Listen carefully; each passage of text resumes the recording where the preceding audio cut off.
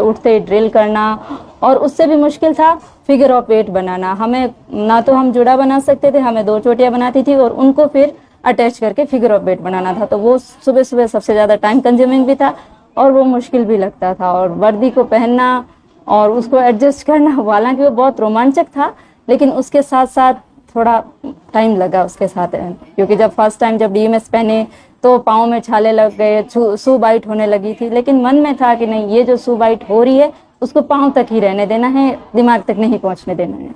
हाँ, सफ़र बहुत रोमांचक रहा। काफ़ी कभी लगा कि अब नहीं होगा, कभी लगा मतलब बहुत उत्साह और साथ साथ मोटिवेशन भी चलता रहा कि नहीं, यहाँ आए हैं, घर छोड़ के आए हैं, परिवार छोड़ के आए हैं, बच्चे छोड़ के आए हैं, तो करना है। और वहाँ जाने के बाद बहुत कुछ नया सीखने को मिला।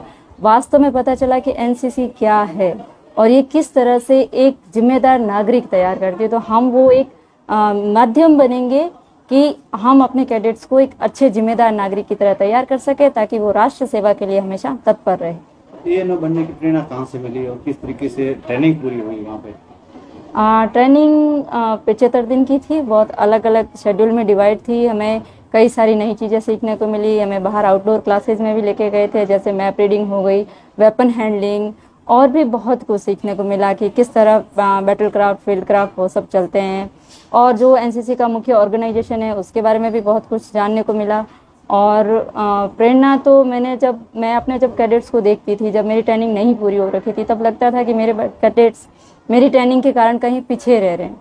तो मेरे मन में ये था कि नहीं, मुझे अब करना है। और एक और प्रेरणा ये भी है कि हमारे यहाँ जो एनसीसी के जो एसडी के जो एएनओ हैं, कैप्टन आदर्श किशोर जी, तो मुझे उनसे बहुत इंस्पायरेशन मिलती है, क्योंकि वो हमेशा हमारे अपने कैडेट्स के लिए कुछ न कुछ अच्छा करते हैं।